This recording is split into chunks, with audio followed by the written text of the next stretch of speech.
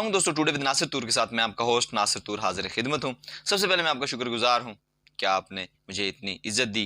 आजम सवाती की press conference शायद आज आप लोगों ने सुनी हो या शायद नहीं सुनी, तो मैं उसका हाल अहवाल कुछ बता देता हूँ, जिसमें वो पीट पीट कर रहे। आजम सवाती के साथ क्या हुआ ये सब कुछ इस वीडियो में हम लोग जानते हैं, लेकिन इससे पहले इस चैनल को सब्सक्राइब कर दें और बेल आइकॉन को प्रेस कर दें ताकि आपको लेटेस्ट अपडेट्स मिलती रहें। आजम सवाती एक सीनियर सिटीजन भी हैं और सेनेटर भी हैं। वो कुछ अर्सा पहले सादिक संजरानी से मिलने के लिए जाते हैं, तो वो जो उनकी मिसेस को अपनी चची कहते हैं और सादिक संजरानी आजम सवाती साहब को अपने चचा जी कहते हैं, वो उनको सुप्रीम कोर्ट के जुडिशियल लाजिस क्वेटा में ठहराते हैं और वहाँ पर उन मियाँ बीवी की एक वीडियो बनाई जाती है और उस वीडियो को बाद में किसी प्राइवेट नंबर से उनकी अहलिया को भेजी जाती है और वो बेचारी शशदर रह जाती हैं कि ये हुआ क्या है। देखें, कोई शख्स गलत है, किसी के साथ गलत है, कोई किसी की लड़की किसी और के साथ है, कोई उसकी अगर वीडियो मौजूद है तो वो उसका गलत किरदार है, उसकी वीडियो हो सकती है, लेकिन मियाँ बीवी की वीडियो और इसके में वो पूरी आवाम के सामने, पूरी पब्लिक के सामने वो फूट फूट के रोए। और मैं आपको सच बता रहा हूं कि जब वो रोए तो शायद मेरी अपनी आंखों में भी आंसू थे कि ये हो क्या रहा है। एक सीनियर पर्सन, कोई भी शख्स अपने घर के मामलात आवाम के सामने लेकर नहीं आता, लेकिन वो पब्लिक के सामने लेके आए। ऐसी क्या मजबूरियां पड़ी थी, और मजबूरी आपको बता चुका हूं कि उनकी ये वीडियो, ऐसी वीडियो जो उनकी मियाँ बीवी के दरमियान की पर्सन, अब मियाँ बीवी आपस में कहीं बैठे हों, कहीं रहे हों, कुछ हो, तो किसी पर्सन का ना इस्लाम इजाजत देता, ना हमारा मुआशरा इजाजत देता है इस चीज की कि मियाँ बीवी अगर कहीं इकट्ठे बैठे हैं या उनका अपने बेडरूम की कोई वीडियो बनाए। ये पाकिस्तान, ये हमारा मुल्क, इसमें हो क्या रहा है। एक सीनियर पर्सन यहां पर महफूज नहीं है तो बाकी अवाम का क्या होगा। और एक और अहम सवाल यहां पर कि सुप्रीम कोर्ट के लाजिस में ये कैमरे लगे हुए थे, तो सुप्रीम कोर्ट के जजेस कैसे इनसे ब्लैकमेल नहीं होते होंगे।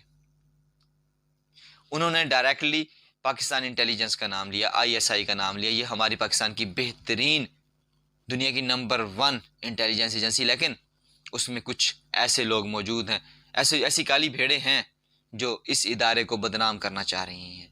उन्होंने रिक्वेस्ट भी की कमर जावेद बाजवा साहब से और DGISI से रिक्वेस्ट की कि इन काली भेड़ों को पकड़ें, और बल्कि उन्होंने उन लोगों के नाम भी बताए।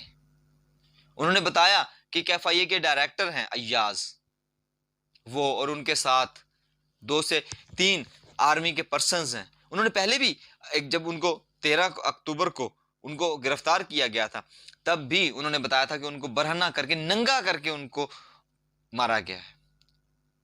इंसान की उसकी कुछ इज्जत नफ्स होती है।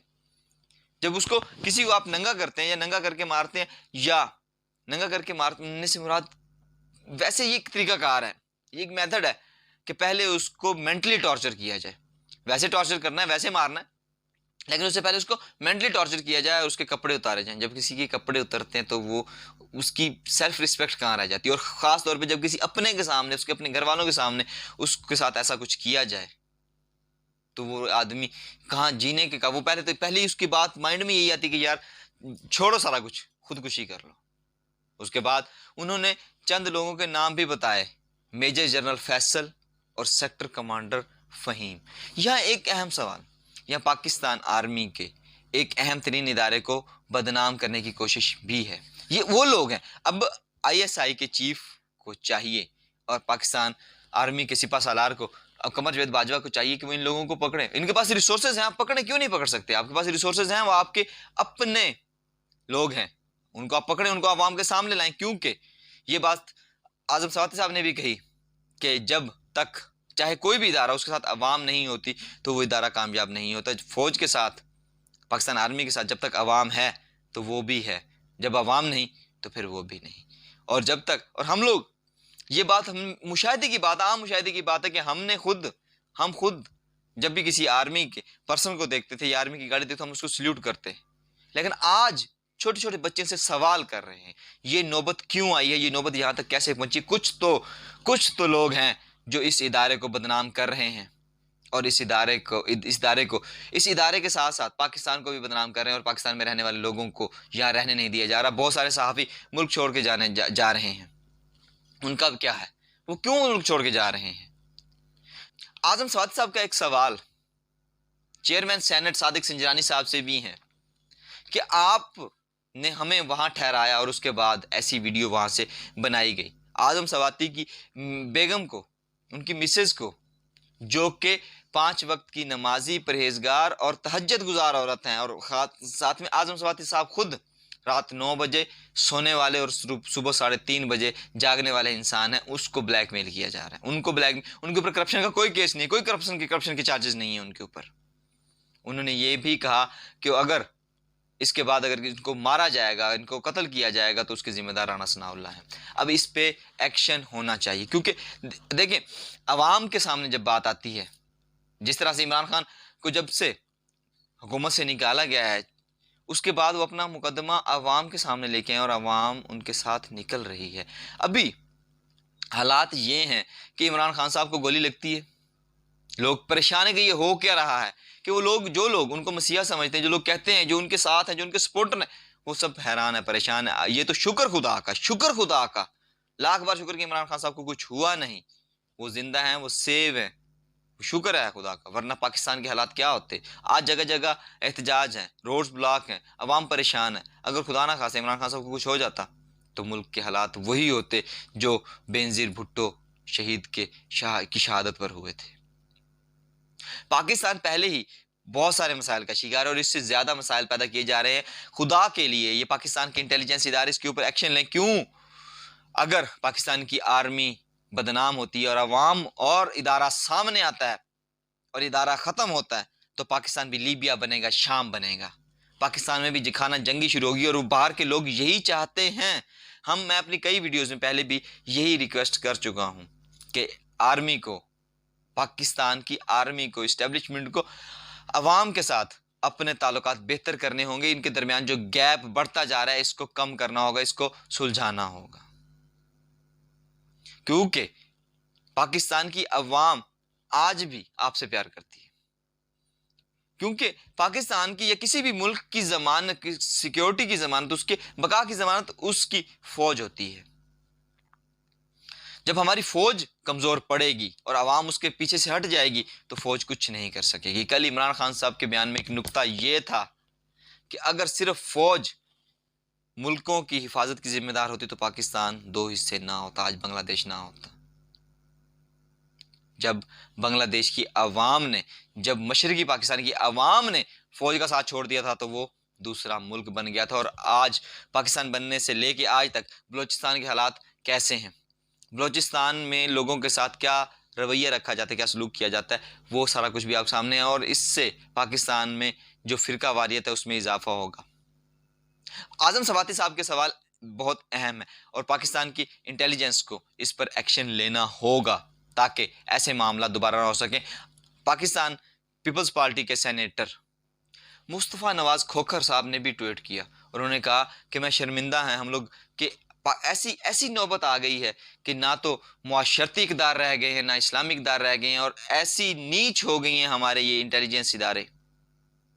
और स्पेशल देखें, अगर कोई और एजेंसी है, कोई और एजेंसी हो तो उसका नाम लेते हुए कोई बात नहीं, लेकिन जब आईएसआई का नाम आता है तो हम खुद परेशान हो जाते हैं कि आईएसआई कैसे ऐसा कर सकती है।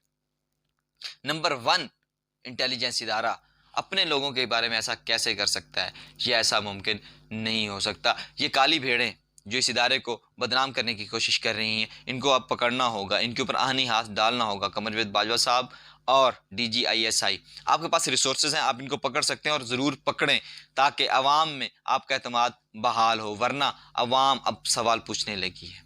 अवाम अब क्यों ऐसा, मैं बार बार अपनी तमाम वीडियोज़ में यही रिक्वेस्ट क्यों करता हूँ, क्योंकि अगर अवाम सवाल करेगी और उसके बाद आवाम के दिल में अगर पाकिस्तान आर्मी की मोहब्बत ना रही और ये मोहब्बत ख़त्म हो गई तो मामला बहुत ख़राब होंगे। और ये चीज़ जैसे कि इंडिया में भी जश्न मनाया गया था। इंडिया के एक वज़ीर ने कुछ अर्सा पहले ये बयान भी दिया था कि हम लोग जो पाकिस्तान के साथ का हिस्सा कश्मीर है उसका हाल भी, वो भी इंडियन ऑक्युपाइड कश्मीर होगा और वो गिलगित बल्तिस्तान के कुछ इलाकों पर भी हमला करने वाले हैं। तो अगर पाकिस्तान की फ़ौज कमज़ोर होगी और वो अवाम के आमने सामने होगी तो मुल्क में खाना जंगी होगी और बाहर के दुश्मन को हम पर हमला करने में और हमारे साथ कुछ भी ऐसा करने के लिए कोई उसको ज़्यादा मज़ाहमत की ज़रूरत नहीं होगी। उनके कलेजे ठंडे होंगे, वो आराम से इस पाकिस्तान को फतह कर सकेंगे। पाकिस्तान की बका के लिए ये ज़रूरी है कि हर इदारे की, हर डिपार्टमेंट के लोगों को ये चाहिए कि वो अपनी काली भेड़ों को पकड़ें और उनको सज़ा दें, इनका कोर्ट मार्शल करें। जजेस को भी चाहिए कि वो अपने लाजिस की दोबारा से तलाशी करवाएं, दोबारा चेक करवाएं कि वहाँ पे कितने कैमराज हैं और क्या है, क्यों जजेस को ब्लैकमेल किया जाता है, क्यों पाकिस्तान के इंसाफ को, अमीर लोगों को छोड़वा दिया जाता है। जिस तरह से अरशद मलिक साहब ने कहा था कि उनको ब्लैकमेल किया गया, मुल्तान में उनकी एक वीडियो बनाई गई थी जिसकी वजह से उन्हें ब्लैकमेल करके एवन फील्ड अपार्टमेंट्स का नवाज शरीफ साहब का फैसला लिया गया था। आप लोगों को शायद ये याद होगा। तो जजेस को भी ऐसे ब्लैकमेल किया जाता है। मेरी रिक्वेस्ट है आप सब लोगों से कि इस वीडियो को मुकम्मल देखिए, इसको ज़्यादा से ज़्यादा शेयर कीजिए ताकि ये तमाम उन इदारों तक पहुँचे और वो इदारे अपनी इन काली भेड़ों के खिलाफ एक्शन लें और उन्हें गिरफ्तार करके उन्हें कैफरे किरदार तक पहुँचाएँ और पाकिस्तान की स्टेबिलिटी को नुकसान पहुँचाने वालों को उनको इबरत का निशान बना दें। मेरी दुआ है कि पाकिस्तान हमेशा रहे, ता क़यामत रहे, पाकिस्तान के दुश्मनों का मुंह काला हो, पाकिस्तान के दुश्मन नीस्तो नाबूद हों। अल्लाह आपका और हमारे इस मुल्क का हामी नासिर हो। मिलते हैं इंशाल्लाह नेक्स्ट वीडियो में, तब तक के लिए इजाज़त दीजिए। अल्लाह निगहबान।